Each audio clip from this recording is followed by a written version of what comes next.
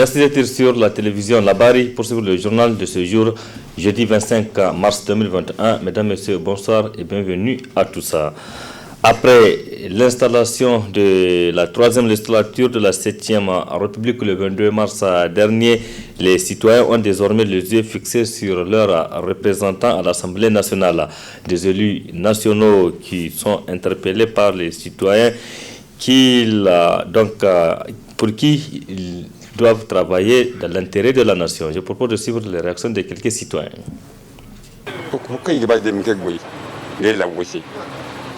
Gwenge mwese kina mwela bozi mtugoi hanfomo igoguna igogwenge partisi mtugoi partisi de mankansa ni député national ligone ici la bise député ni gone ici imkai ka gwenge la bozi vraiment yo din ka wonde igote ici igedi na kulka igo dini che igedi iga sabise mo wedinga o me de bonne kan min bonguna ni min sia yo di banando ni avantage kan igadu hinne bonu anga voter sanni la busani odaka ikai magunu asinda opposition majorité ihanu bokuno gihanna way ila ala bokuno gilala way hankanga buri dina ma voter o modabu ka voter hankan si buri la voter dina ma voter o si voter ba à la majorité ça veut dire que voilà député gouvernement qui a été dans au dissoigne organisé c'est qu'ils ne soient pas des députés juste pour être députés quoi, que l'Assemblée ne soit pas une chambre d'enregistrement qu'on l'a toujours enregistré. Il faudrait bien que l'Assemblée serve à quelque chose. Regardez la situation sécuritaire du pays, tout autre, et même le contexte dans lequel se sont déroulées ces élections. L'Assemblée peut vraiment apporter beaucoup de choses pour apaiser les esprits. Et surtout, moi ce que j'ai à dire, c'est que il faut que l'Assemblée soit distincte des autres chambres. Il ne faut pas que l'Assemblée soit inféodée au pouvoir exécutif. Parce qu'autrement, c'est ce qui a toujours créé ce problème au Niger. Les différentes institutions ne sont là que pour servir le pouvoir exécutif. Il faut que vraiment on arrive à ce qui est réellement la séparation du pouvoir au Niger. Autrement, pourquoi on les aurait élus? Et puis mieux encore, il faut qu'on ait des députés qui participent au débat. Il faut qu'on ait de vrais députés. Député Tagayir Waharbo Batiga. Zama Chegina on a quand il se bat Tirgahino. Et tel Kaino ni Soubanir Pogandasim Kai Guetal Kaisi. Im kai girka wide low karra irgu irko sim goy de chimi im koy de chimi haya wasirse ir talkar goga tabi gumo im kar talkay wasir ko hinna ganda sim kai goy de samburi wodi hinna nir gogu ware yiga ko min dayno ga hambani dalo mar ko ko sim ngay goy bay mbay kan ko nga assemblée ko matfala no ir talkay mono ni subani ar ngam kai goy talkay to sintina woni ke isamu idi matkan ite borese woni mo kan isamu irgun ware irko gano kai bambanci ka da kabilanci ka haikulu kai gugoi boraise matkan borai ni subanda zaman da bin follow ni borai ni subanga kai mala bosse doli goy boraise wonne gon ware ya. C'était là donc quelques citoyens nigériens qui exprimaient leurs attentes vis-à-vis de nouveaux députés nationaux installés le 22 mars dernier. Anassa Jibrilla, coordinateur du mouvement citoyen Debout Niger Debout, a été pris depuis hier mercredi par des éléments de force de l'ordre selon son frère. Ses camarades de lutte se mobilisent pour exiger la libération de leur coordinateur. Précision Ismaël Moumouni et Cheb Guisson. Ancien secrétaire général de l'Union des étudiants à l'université Aouroumou de Niamey, ancien secrétaire général de l'Union des scolaires nigériens SN, également coordinateur national du mouvement Debout Niger Debout, Anas Jibila, pris manu militari par la police pour le conduire à la police judiciaire. Acte que qualifie d'enlèvement par son frère, chez qui il a été arrêté. Cette manière de faire, nous allons nous dire que ce n'est pas bon pour la République. Ce n'est pas bon pour l'organisation de la société.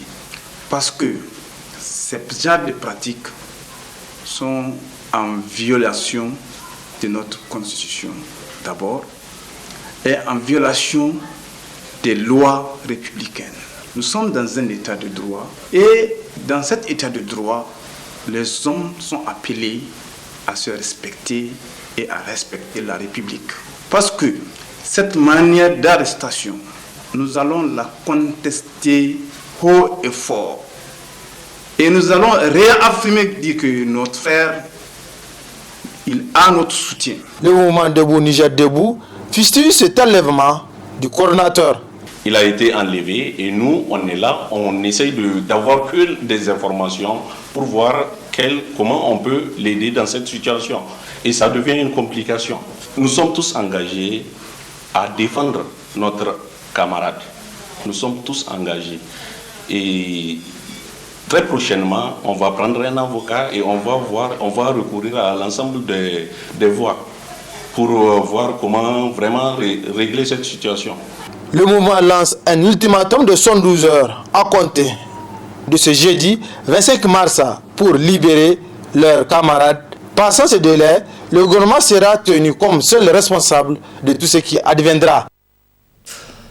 Le groupe terroriste actif dans la zone de 3 frontières adopte désormais de nouveaux modes opératoires en s'attaquant notamment à des civils.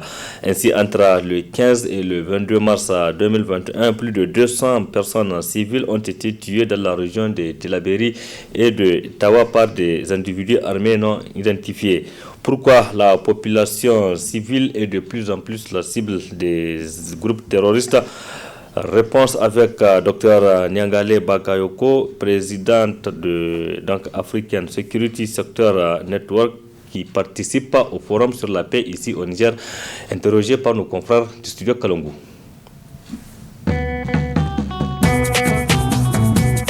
Je pense que ce qui est absolument frappant dans l'évolution de la situation aujourd'hui, c'est qu'il y a une communautarisation très nette des enjeux qui semblent se conjuguer avec d'autres dynamiques, notamment avec la dynamique terroriste, puisqu'on constate que les dernières attaques, enfin en réalité des massacres que l'on a à déplorer depuis le 2 janvier, que ce soit dans la région de Tillabéri ou maintenant dans celle de Tawa,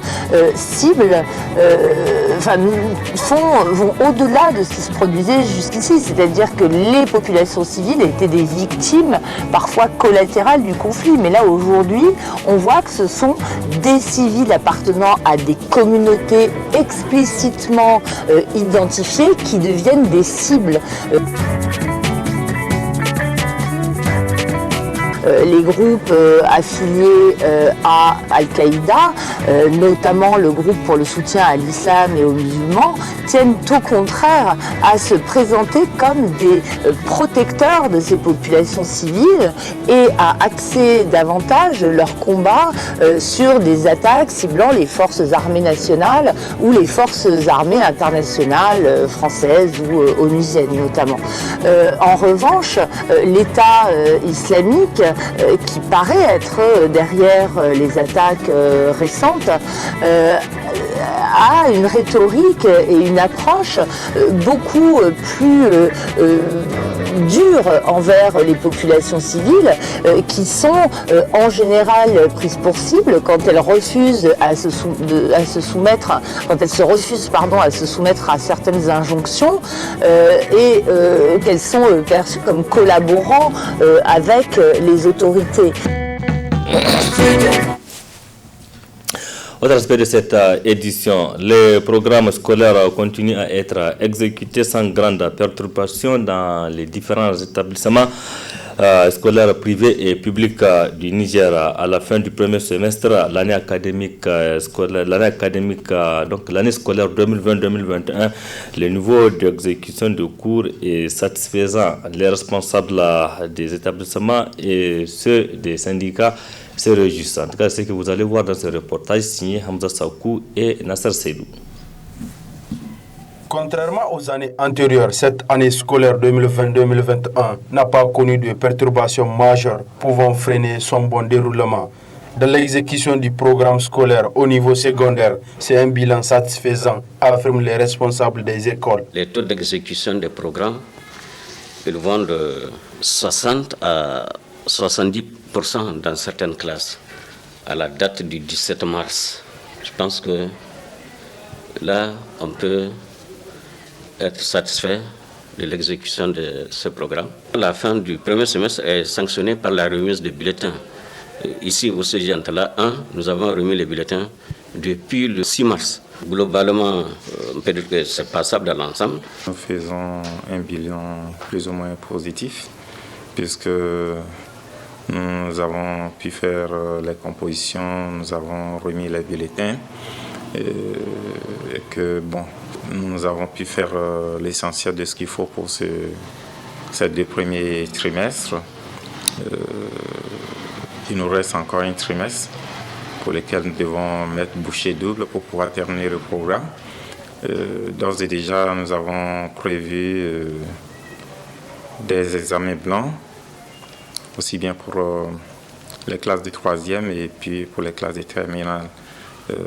À la reprise, vous savez que maintenant on est en congé, mais à la reprise, nous allons donc faire un examen blanc pour jauger un peu le niveau des élèves par rapport à un examen, ce que ça donnerait, et voir là où il y a encore des lacunes à combler. Abondant dans le même sens, de son côté, le syndicat national des enseignants du Niger confirme cet état de fait. C'est un bilan plus ou moins satisfait parce qu'il n'y a pas eu assez de perturbations du début jusqu'à la date d'aujourd'hui dans beaucoup d'établissements. Mais si même perturbation il y a eu, c'était au niveau du secondaire, là où avec la grève des FSS qui ont eu à observer pendant au moins 3 semaines. Mais sinon, ce sont des retards qu'on peut essayer de rattraper. Et le seul retard aussi qu'on a constaté, c'est au début de l'année, à la rentrée, compte tenu des problèmes des inondations qu'on a eu dans certaines zones et que la rentrée a été repoussée jusqu'au 15 octobre.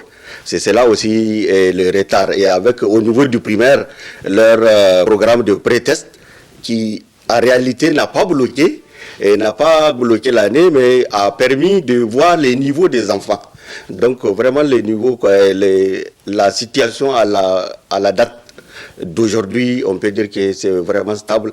Et même si les retards, on pouvait les rattraper si le 2e semestre n'a pas été perturbé. Reste à souhaiter que ce rythme puisse être conservé pour le second semestre afin d'espérer un taux de réussite supérieur à celui de l'année passée. Le Niger est désormais membre du comité exécutif de la Confédération africaine de football, la CAF, à travers le président de la Fédération nigérienne de football, FENIFOOT, le colonel-major Djibril Hamidou Di Pelé, élu récemment au Maroc membre de cette instance de football africaine. Dans un entretien qui nous a accordé, le colonel-major revient sur le processus ayant abouti à son élection. On l'écoute. Au vu des nombres d'années que j'ai passées, en tout cas dans le milieu, et au vu de mon expérience, il faut reconnaître que j'ai pris quand même mon temps, parce que après 3 mandats, après 1 ou 2 mandats, j'aurais pu me présenter, mais j'ai pris mon temps effectivement pour pouvoir vraiment juger de l'opportunité, en tout cas de l'opportunité, le moment propice pour pouvoir me présenter. Donc il s'est trouvé que cette fois-ci, j'ai jugé que c'était le moment propice.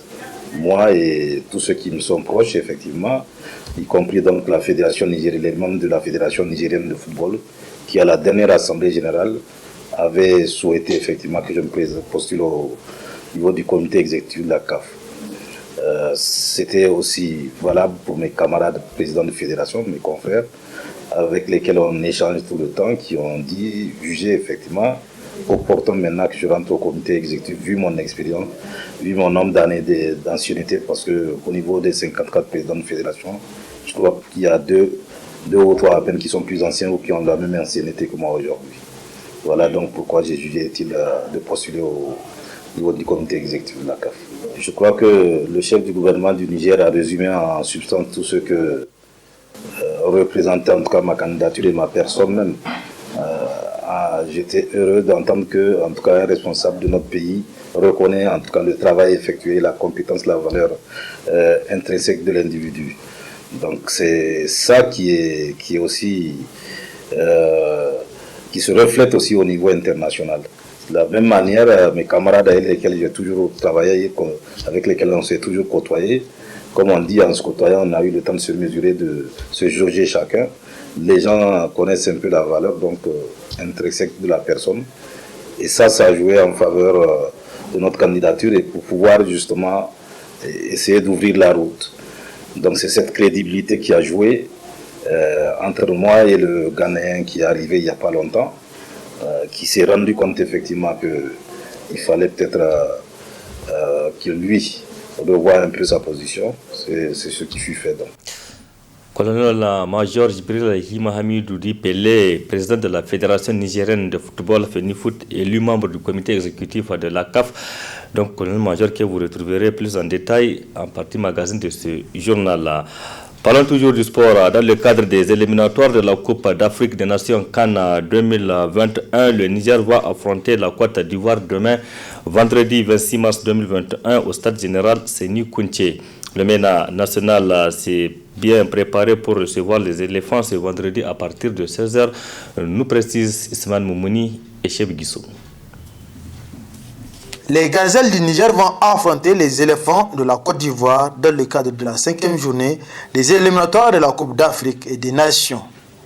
L'équipe du MENA s'est bien entraînée pour affronter ce match selon l'entraîneur. Nous on s'est très bien préparé, on est de mieux en mieux, le groupe commence à se fondre de mieux en mieux, de plus en plus. On est conscient de la difficulté qu'on va avoir en face de nous. Mais nous, on ne renoncera jamais. On est là pour gagner les matchs. On fera tout pour gagner ce match-là. Si par bonheur on le gagnait, on reviendrait, on ressusciterait quelque part. Parce que nous avions 0 point quand je suis arrivé. Donc ça serait vraiment une grosse performance. Mais à travers cette performance, ça sera surtout le fait de battre pour la première fois la Côte d'Ivoire ici à Niamey.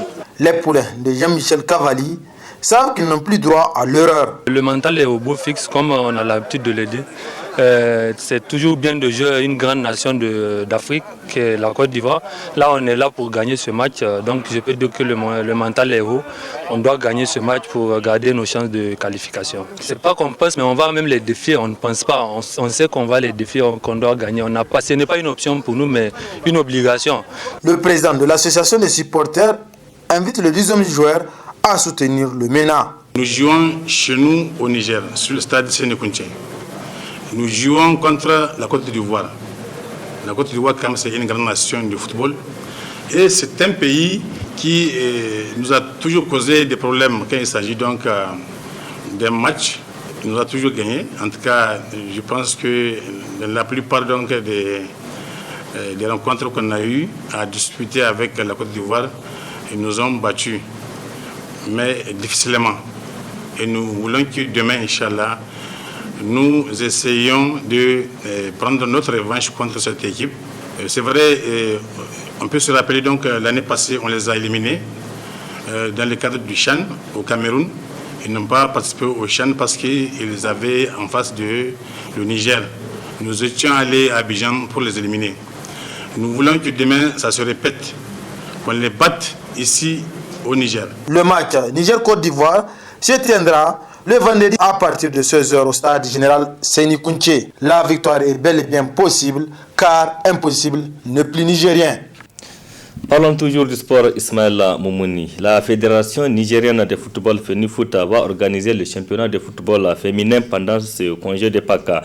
L'annonce a été faite ce jeudi matin, un tournoi qui va permettre aux responsables de la Fédération nigérienne de football de procéder à la sélection des meilleures joueuses qui vont constituer l'équipe nationale de football féminin. Ismaël Moumouni et Cheb Guissou que nous retrouvons.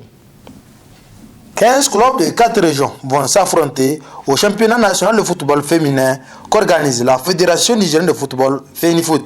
Les confrontations s'effectueront par zone. Cette première phase du championnat national de football va voir engager 15 équipes, 15 clubs donc, de la région, issus de 4 régions donc, du Niger. Ce premier championnat, donc, dans la forme qui va être, dans la forme dans laquelle il va être organisé, a pu donc certains avantages donc, pour permettre à ces enfants-là, ces écoliers, donc de ne pas être pénalisés donc, par rapport donc, à leur cursus scolaire.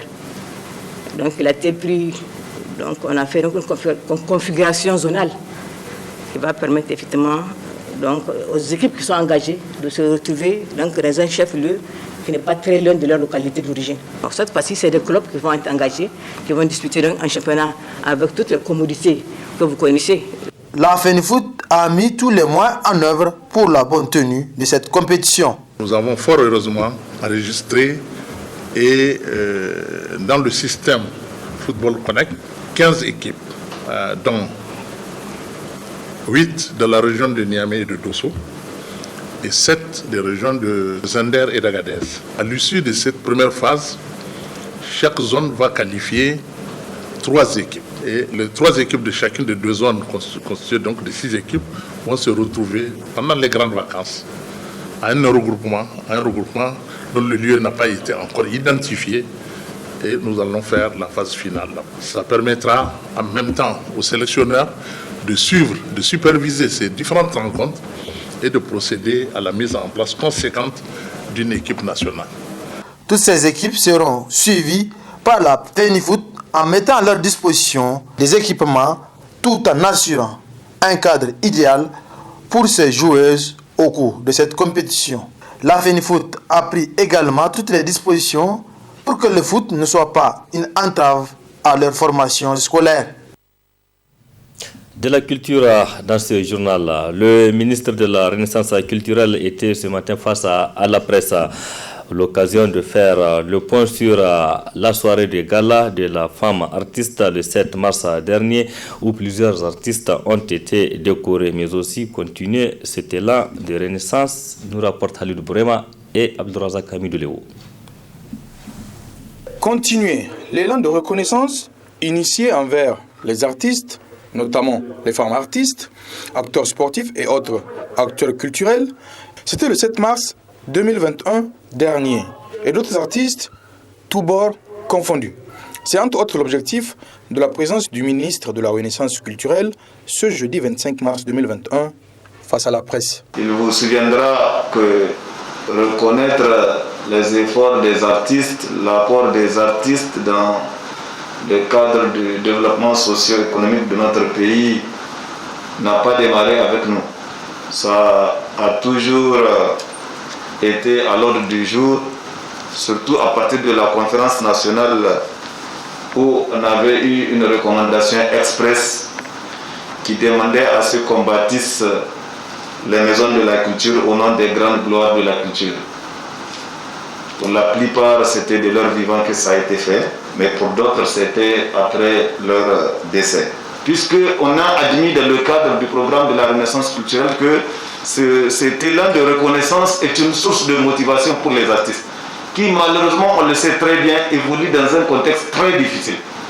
Même avant l'avènement de la Covid-19, les artistes évoluaient dans un contexte très difficile où leurs prestations sont sous-évaluées, sous-rémunérées, où les financements ne sont pas accessibles, et où ils ont très peu d'encadrement malgré les efforts de l'État. Et donc pour nous, dans ce contexte-là, quand quelqu'un réussit à faire des choses visibles et appréciables de tous, il faut les lui reconnaître. Voilà ce qui justifie que nous ayons procédé à ces décorations. Je formule juste le vœu que ceux qui ne le sont pas, qui le méritent et qui ne le sont pas, qu'ils le soient, quel que soit le moment. Et on ne peut pas malheureusement tout faire en même temps, tout faire à la fois. Mais je pense que le plus important, c'est cet élan qui est né, qui doit être maintenu, cette flamme qui est allumée, et par vous, que vous avez apprécié. On a entendu tous les commentaires que vous avez faits, toutes les bonnes appréciations que vous avez eues vis-à-vis de cet élan-là. Nous vous en remercions. Et à cette occasion, plusieurs autres acteurs culturels se sont vus décorés. Des artistes, mais aussi des cadres du ministère, entre autres. Une conférence de presse qui a finalement pris une tournure de cérémonie, et ce, pour la bonne cause. Merci Abdelrazak Hamidou Léo. Comme annoncé, place à présent à l'entretien que nous a accordé le président de la Fédération nigérienne de football, FENIFOOT, élu également membre du comité exécutif de la Confédération africaine de football, CAFA. Le colonel-major Djibril Hima Hamidou Dupélé a parlé aussi du football nigérien avec notamment la participation des clubs nigériens aux compétitions internationales. Très bonne réception. Au vu des nombres d'années que j'ai passées en tout cas dans le milieu et au vu de mon expérience, il faut reconnaître que j'ai pris quand même mon temps parce que après 3 mandats, après 1 ou 2 mandats, j'aurais pu me présenter, mais j'ai pris mon temps effectivement pour pouvoir vraiment juger de l'opportunité, juger en tout cas de l'opportunité, le moment propice pour pouvoir me présenter. Donc il s'est trouvé que cette fois-ci, j'ai jugé que c'était le moment propice. moi et tous ceux qui me sont proches, effectivement, y compris donc la fédération nigérienne, les membres de la fédération nigérienne de football, qui à la dernière assemblée générale avaient souhaité effectivement que je me postule au niveau du comité exécutif de la CAF. C'était aussi valable pour mes camarades présidents de fédération, mes confrères, avec lesquels on échange tout le temps, qui ont jugé effectivement opportun maintenant que je rentre au comité exécutif, vu mon expérience, vu mon nombre d'années d'ancienneté, parce qu'au niveau des 54 présidents de fédération, je crois qu'il y a deux ou trois à peine qui sont plus anciens ou qui ont la même ancienneté que moi aujourd'hui. Voilà donc pourquoi j'ai jugé utile de postuler au niveau du comité exécutif de la CAF. Je crois que le chef du gouvernement du Niger a résumé en substance tout ce que représentait en tout cas ma candidature et ma personne même. J'étais heureux d'entendre que, en tout cas, un responsable de notre pays reconnaît en tout cas le travail effectué, la compétence, la valeur intrinsèque de l'individu. Donc c'est ça qui est aussi qui se reflète aussi au niveau international. De la même manière, mes camarades avec lesquels j'ai toujours travaillé, avec lesquels on s'est toujours côtoyé, comme on dit, en se côtoyant, on a eu le temps de se mesurer, de se jauger chacun. Les gens connaissent un peu la valeur donc intrinsèque de la personne. Et ça a joué en faveur de notre candidature et pour pouvoir justement essayer d'ouvrir la route. Donc c'est cette crédibilité qui a joué entre moi et le Ghanéen qui est arrivé il n'y a pas longtemps, qui s'est rendu compte effectivement qu'il fallait peut-être que lui revoie un peu sa position. C'est ce qui fut fait donc. Ces gens sont non seulement ils vivent le football, ils sont au contact donc de la Confédération africaine de football, ils vivent tout le temps tout ce qu'on fait comme activité, en tout cas ils vivent nos activités, ils vivent la CAF, si je peux m'exprimer ainsi. Et ils connaissent tous les présidents de fédération qu'ils côtoient, ils voient ce qui se passe chez chacun. Donc malheureusement, comme on dit, nul n'est prophète chez soi.